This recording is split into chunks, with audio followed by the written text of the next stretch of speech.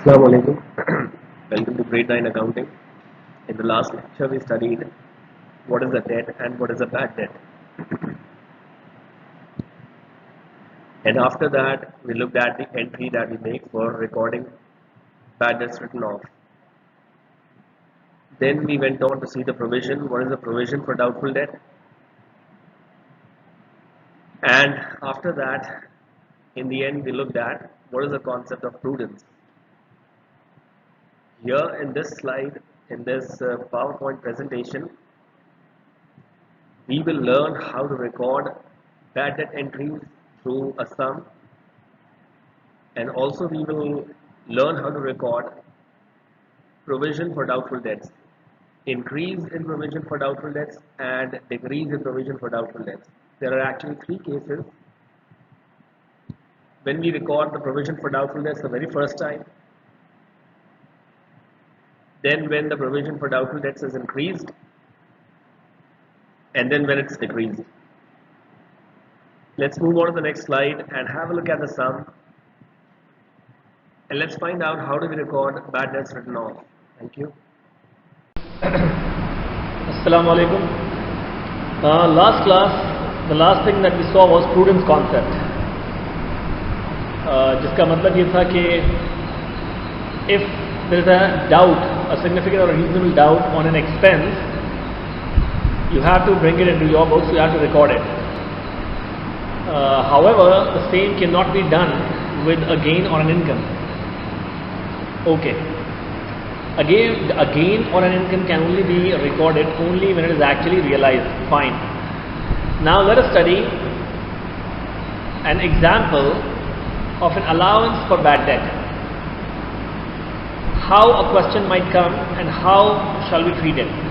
There is a question in front of you on your screen. Let me read it out to you. At 31st December 2015, the accounts receivable figure after deducting bad debt was $10,000.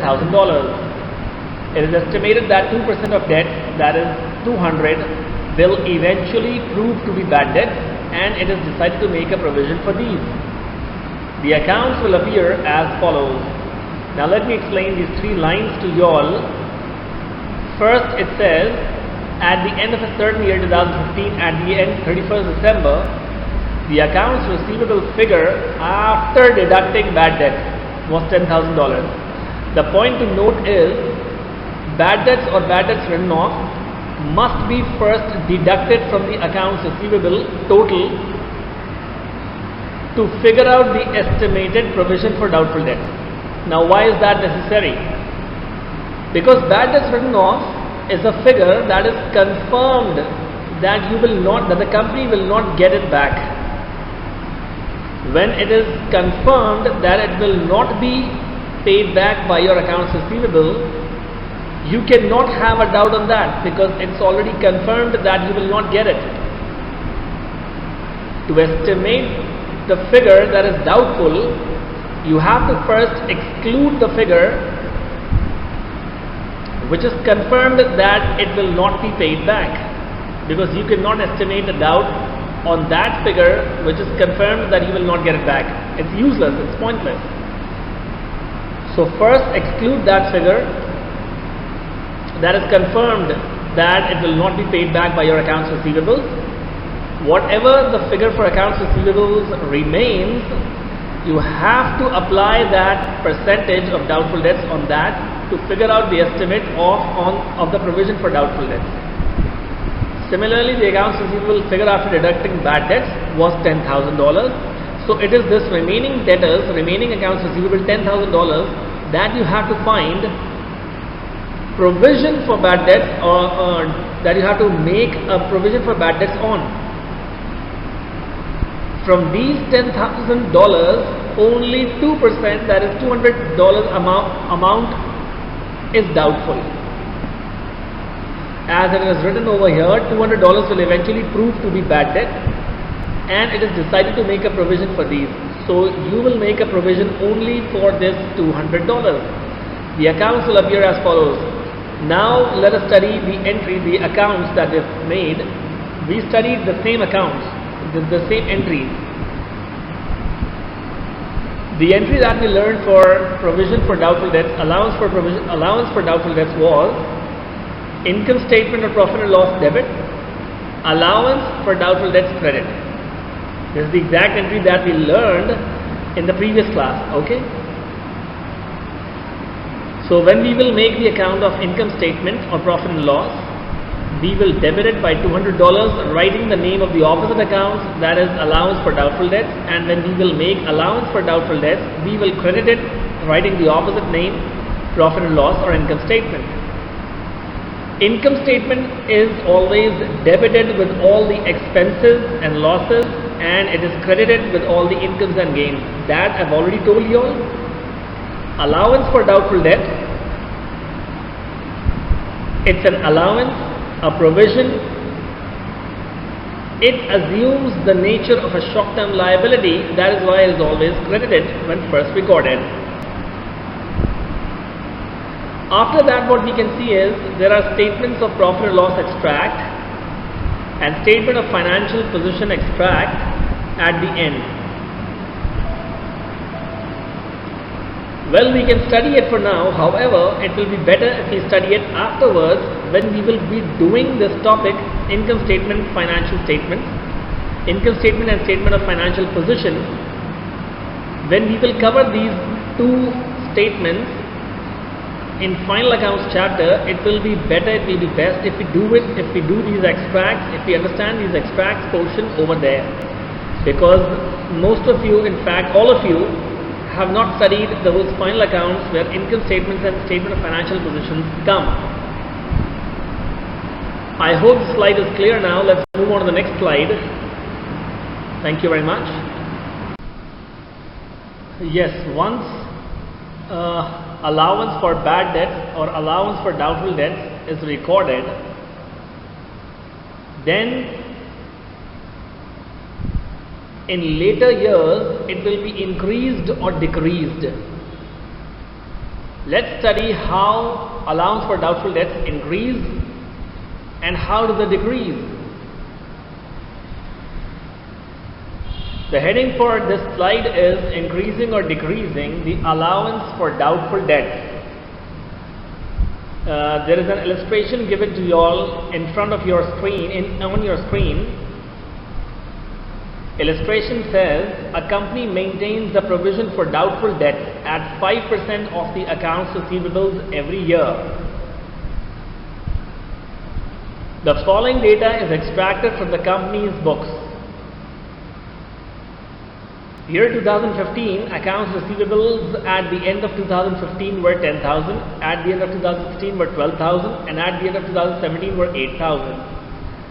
Requirement says prepare the allowance for doubtful debts account for the above mentioned years, balancing of the accounts at the end. I think this illustration is quite clear now. I repeat, it says a company has a practice of maintaining a provision for doubtful debt at 5% of the accounts receivables at the end of every year. At the end of 2015, it had 10,000 accounts receivables or debtors. At the end of 2016, there were 12,000, and at the end of 2017, there were 8,000. Prepare the allowance for doubtful debts account for the above mentioned years. All 3 years we have to make an account for. Balancing of the accounts at the end. Let's have a look how it is done. Let's move on to the next slide to see how this illustration is done. Thank you. Right. So in 2015, the debtors were amounting to 10,000. Okay. And every year 5% of the accounts receivables is figured out as a provision for bad debt. It's an estimate. Okay. In 2015, the accounts receivables were 10,000. So 5% of 10,000 is shown in the workings on the right side of the slide. 5% of 10,000 is equal to 500. So in 2015, the total estimate for allowance for doubtful debt is 500. We will simply record the entry, the same entry that we have studied for allowance for doubtful debt, income statement debit, and allowance for doubtful debts credit. So in 2015, allowance for doubtful debt is being credited by 500 as we have studied with the name of the opposite account income statement. There is no more entry in 2015. So on the debit side, we will write balance carried down 500 and we will copy down the balance brought down in 2016. On the credit side, balance brought down 500. Then in 2016, the accounts receivables figure is 12,000. Again, 5% is the estimate for the provision or allowance for doubtful debts. That means 5% of 12,000 altogether is doubtful. 12,000 from 12,000, 5% is doubtful. We will calculate the figure from 5% on 12,000, which will come out to 600. Now, all this working is shown on the right side. Now, the point to note is only the difference will be recorded as an entry in the income statement and allowance for doubtful debts in 2016. Not the entire amount 600 will be recorded. Only the increase or the differential will be recorded, that is $100. Let me explain the workings. 5% of 12,000 amounts to 600. We already have 500 from the last year as our balance, as an opening balance. What we'll do is we will record only the differential, that is only the increase. The difference between 600 and 500 is $100. So only this $100 will be recorded in 2016. Entry will be the same. Income statement debit and allowance for doubtful debts credit only with $100. As we can see in 2016, after balance brought down on the credit side, the entry is the same to record the allowance for doubtful debts. Income statement is debited with $100, whereas allowance for doubtful debts account is credited with $100. I repeat, the only reason we are recording only $100 is that we already have 500 in our account from the last month. We are carrying the balance over there, so we have it already. 5% of the total provision, 5% of the total debtors is 600. As the total accounts receivables of 12,000 also must be including many debtors from the last year as well, from those 10,000 figure. That is why in this 600 figure provision for doubtful debts, even 500 is already included. So we will make adjustments only for the extra or the differential, that is $100, which is the increase in 2016. So we will make the same simple entry, income statement debit and allowance for doubtful debts credit, with only $100. On the debit side, we will record balance carried down 600, and in 2017 on January 1st we will record balance brought down 600. Okay, I hope this slide is very clear. 2015 we are recording the allowance for doubtful debts for the first time. In 2016 it is the case of increase in the allowance for doubtful debts. So we have recorded just the differential. Now in 2017 there would probably be the decrease in provision for doubtful debts. Let us study that further. Let's move on to the next slide. I hope everything is understood now. Thank you very much. Right, so balance brought down from the previous year, that is 2016. From 2016, balance brought down, balance carried down in 2016 was 600. So the balance brought down in 2017 on January 1st is 600. This means that we already have 600 estimated provision for doubtful debts already in the account. In 2017, accounts receivables were 8,000.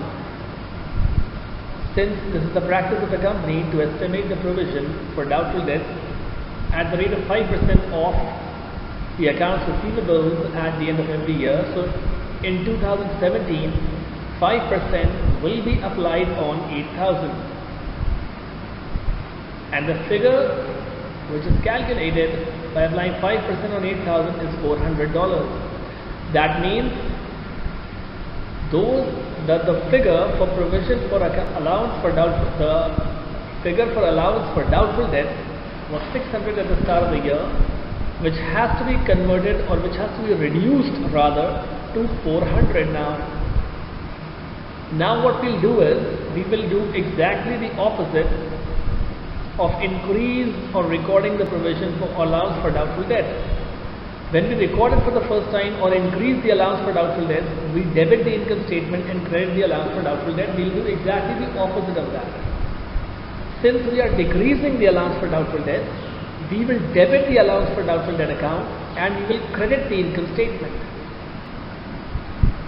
Why are we doing this now? Because decrease in the provision or allowance for doubtful debt figure serves as an income. When it was doubted that an expense might be borne by us, that we may incur an expense, so we reported it as a loss.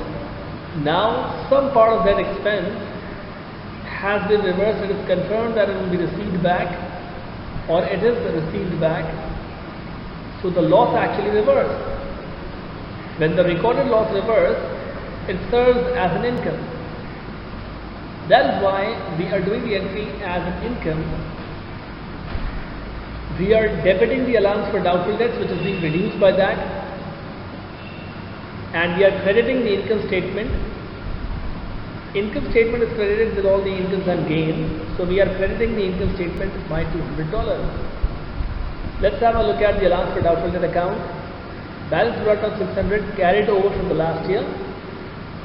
When we will reduce $200, we will debit the allowance for doubtful debt, as we have done it on December 31st. First entry on the debit side, we have debited allowance for doubtful debt by 200, and we are crediting income statement by 200. Names of the opposite accounts. The balance that remains at the end of this year is 400. Balance carried down 400, brought down 400. There is one point that is worth notifying, and that is, whatever the estimate is at the end of a certain year for the provision for doubtful debts, it always arrives as the balance, as the ending or closing balance of that year. Whatever the total estimated provision figure for doubtful debts is, it is shown as the ending balance of that certain year. For example, in 2015, the provision for doubtful debts was 500, so the balance carried down at the end of 2015 was 500. Again, the provision for doubtful debts, or the allowance for doubtful debts at the end of 2015 was 600, and hence the balance of the allowance for doubtful debts accounts at the end of 2015 was 600. Similarly, the total estimated figure for allowance for doubtful debts is 400 in 2017. So in 2017, at the end, the balance carried down is again 400. I hope this is all very clear now. Let's move on to the entries which I have explained even separately. Whenever we record the provision for the first time, or there is an increase in provision, we simply debit the income statement and credit the allowance for doubtful debts. Wherever there is a decrease in provision, increase in provision for doubtful debts and decrease in provision for doubtful debts. Whenever there is a decrease in provision for doubtful debts, we debit the allowance for doubtful debts account and we credit the income statement, since it's our benefit. Okay? In increase and decrease of allowance for doubtful debts, only the difference taken to record the entry in the income statement, that we already know. So this is how we close this slide. I hope you have all understood now. Thank you very much.